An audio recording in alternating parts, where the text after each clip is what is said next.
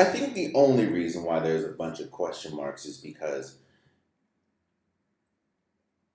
there's a sector of people, sector of fans, sector of news outlets that won't be honest with what we've seen all year. You see, opinions, thoughts can change once you get new information. And it would be smart of you, it would be smart of fans, it would be smart of people to adjust with the new information that you get. You see, going into the season, I understand, even with what we saw last year, I understand why you think that the quote unquote Golden State dynasty is still alive. A lot of the key pieces that won an NBA championship in 2022 or 2021, I'm sorry.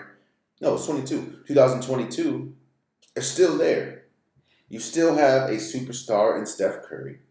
You still have Klay Thompson. You still have Draymond Green. You still have Andrew Wiggins, who was the second best player in that entire playoffs. You have young pieces like Jonathan Kuminga, who's emerging. Moses Moody can give you big minutes. I understand why you think that, hey, they just won 2 years ago. They can win again.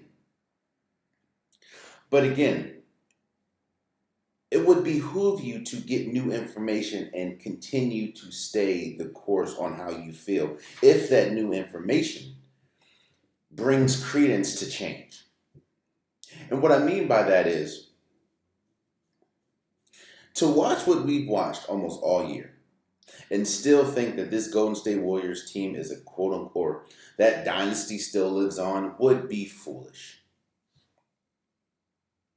No, I'm not saying that Golden State's bad. No, I'm not saying that Golden State doesn't still have Steph Curry. And that's what we're going to get into in a second. But to think that this team is still at that dynasty level, you obviously aren't being honest about what you've seen all year. You wouldn't be honest with the fact of Klay Thompson is diminishing. Draymond Green is diminishing. Andrew Wiggins, surprisingly, has diminished. There's too heavy of a workload on Steph Curry, who is, I think, 34, 35.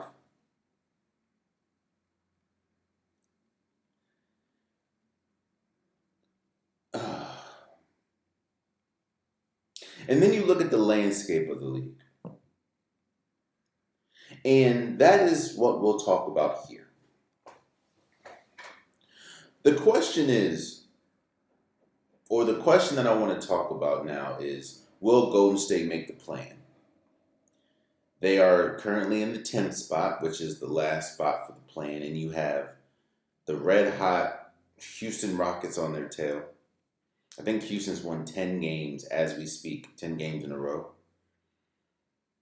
And Golden State is fighting for dear life to get into that play-in spot. I'll first say congratulations to Adam Silver, man. The play-in is one of the best things that has happened to the NBA in a while. Now, obviously, you probably wouldn't think that, like, oh, man, anybody trying to go play-in. Like this is...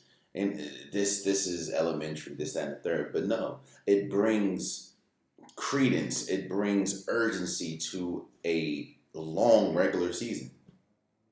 And it brings a sense of desperation to teams. Because they're desperate into getting into the play-in, because that essentially means they have a shot of making the playoffs.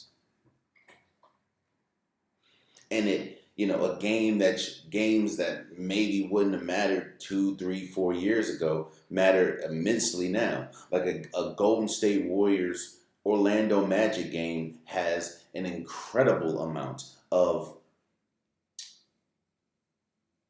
importance now than it would maybe 3, 4 years ago. So I think the play-in is one of the best things that has happened to the NBA. Shouts out to Adam Silver. But let's have an honest conversation about Golden State.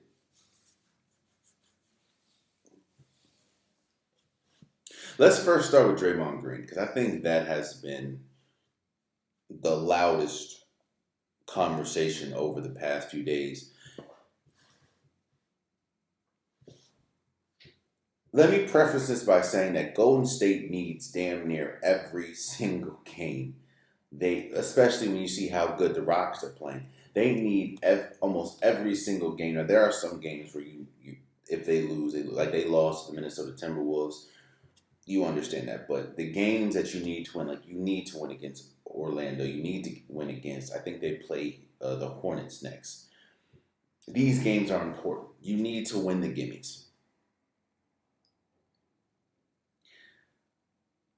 Just like I know that, just like almost everyone in the league knows that, the Golden State Warriors know that.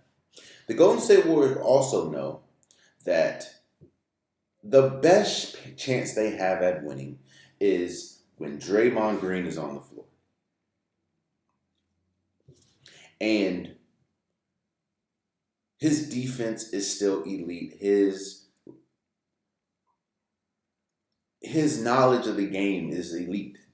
So, and you see that with Golden State's record with and without Draymond Green. It is night and day different.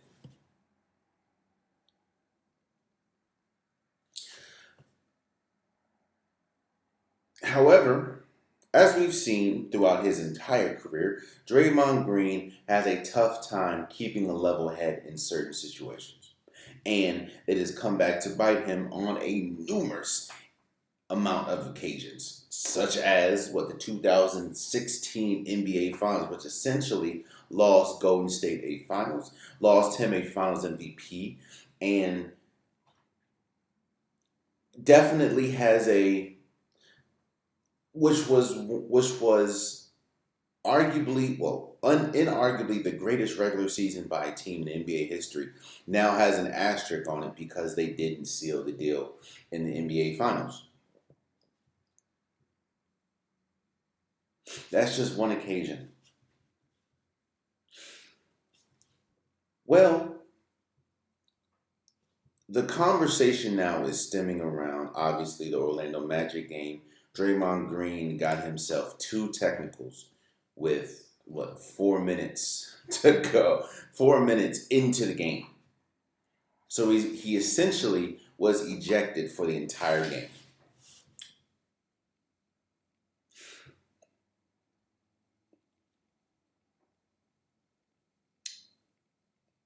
I talked about this before, and I've said, once you're an habitual line stepper, there are going to be times when you go over the edge. And there has been a multitude of times where Draymond Green has gone over the edge, whether that's with Jordan Poole, whether that's with ejections, whether that's with suspensions. He has gone over the edge a good amount of times. And I want to talk about leadership for a second.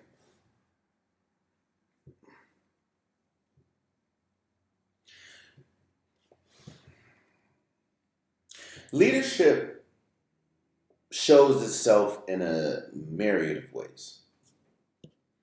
There's not one way that you can show yourself as a leader. There's not one way that you can prove yourself to be a leader. It matriculates in a lot of different areas of the game. Well, to me, one area that it shows leadership is understanding your importance to a situation. Understanding your importance, whether there or not there, to a team, to a game, to a moment.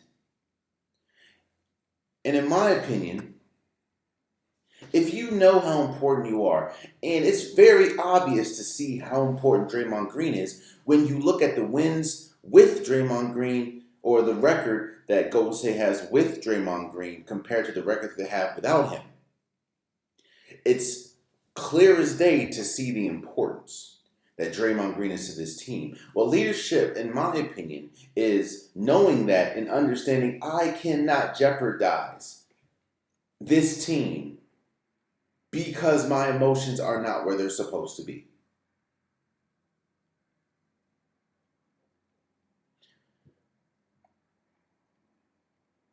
Look, I'm not saying that Draymond Green's a bad leader. I'm also not saying that Draymond Green is not a good player. What I'm saying is there's been too many times where Draymond Green let his emotions jeopardize the positioning of his team and jeopardize the outcome of his team's success. And what's worse is he's done this at the biggest moments and it hasn't changed.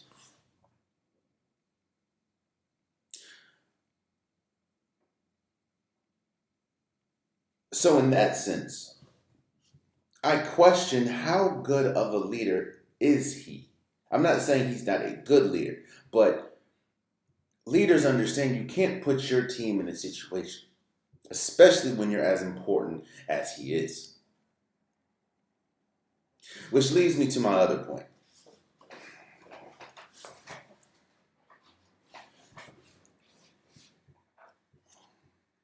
This is a huge year for Golden State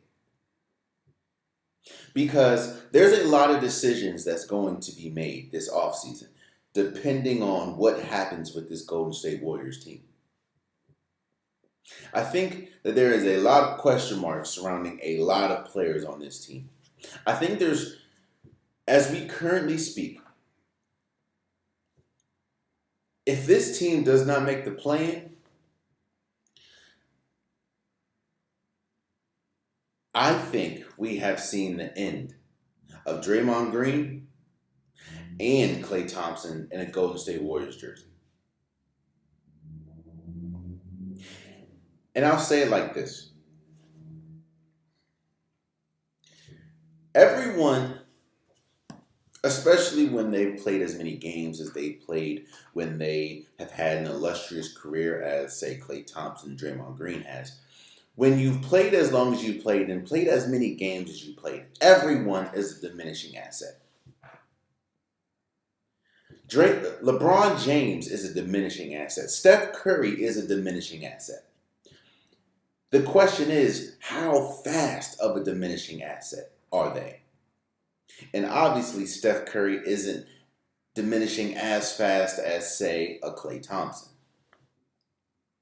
Now, why is that? Now, obviously, some of that is God-given talent. Steph Curry is just a better player than Klay Thompson.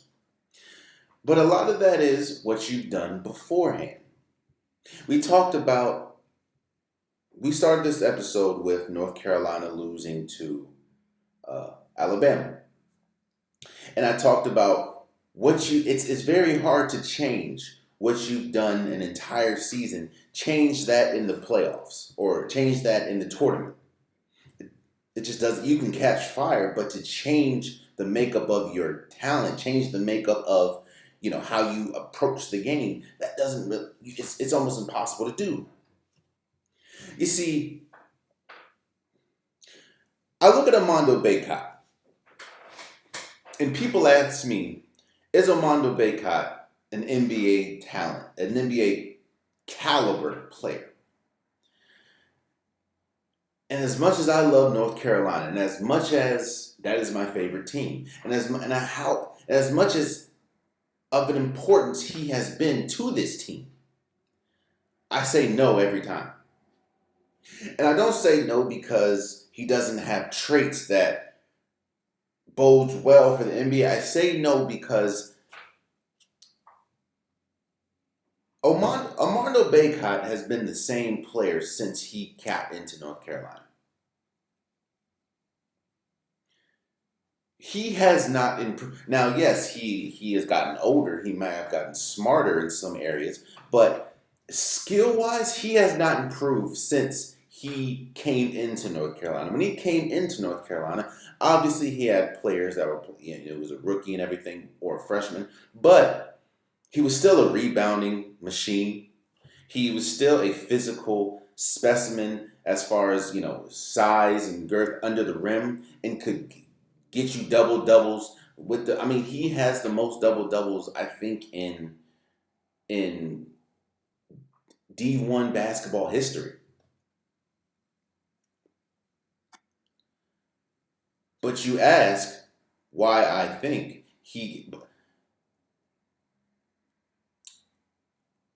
what the one of the most important times for an NBA player is the summer when the season is over because that's when you can really hone in on what you need to work on. And Armando Bacot doesn't seem like he's worked on anything that can translate to the NBA game. He doesn't have a jump shot. He's still inconsistent from the free throw line. He can't shoot a three, and that's today's NBA. And he's not as physically dominant as Joel Embiid, as as a Drake, Andre Drummond. So as much as this isn't me poo pooing on Armando Bacot. I love Armando Bacot. He was a North Carolina great. So this isn't me crapping on him. This is me being honest. He is not an NBA talent because he did not work on what he needed to work on to get to the NBA. Let's bring this back to Golden State and Klay Thompson in particular. What does Klay Thompson do now? Or what new does Klay Thompson do? From his rookie year to now, Klay Thompson, what new has he brought? He still isn't that good of a dribbler. He still isn't that good of creating space. Yes, he's still a good shooter, but he was a good shooter his rookie year. He was a good shooter coming out of Washington State.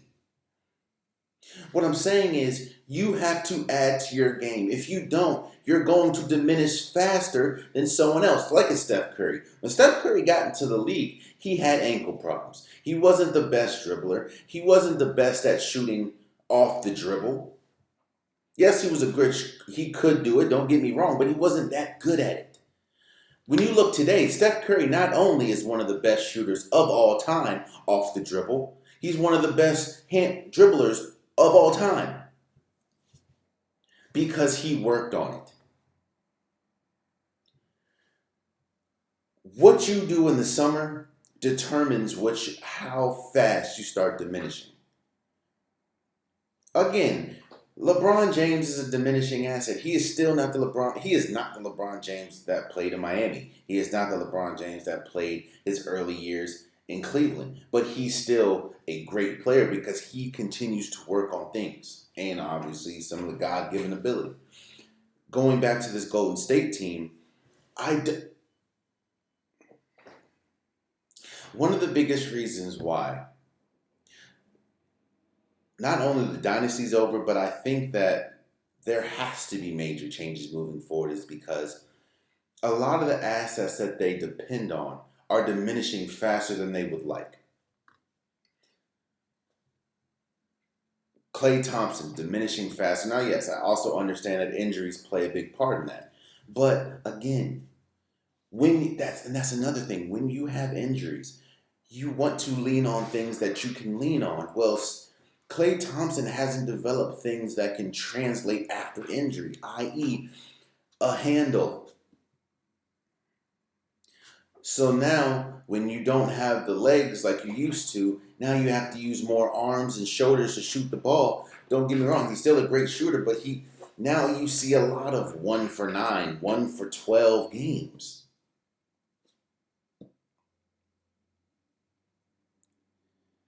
Which brings me back to Draymond Green. He sees this just like every single person that watches Golden State games sees this. So you have to be smarter.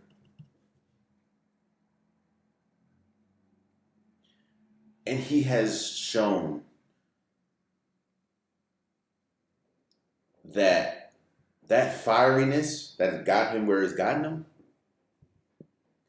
That fieriness that makes him the player that he is, that fieriness that Golden State Warriors needs, but at times can hurt the Golden State Warriors, he does not have control over that. And it gets the best of him time and time again. Oh man, you stayed to the end of the video. I appreciate you. If you like what you saw, be sure to hit that subscribe button so you'll never miss any content from your boy.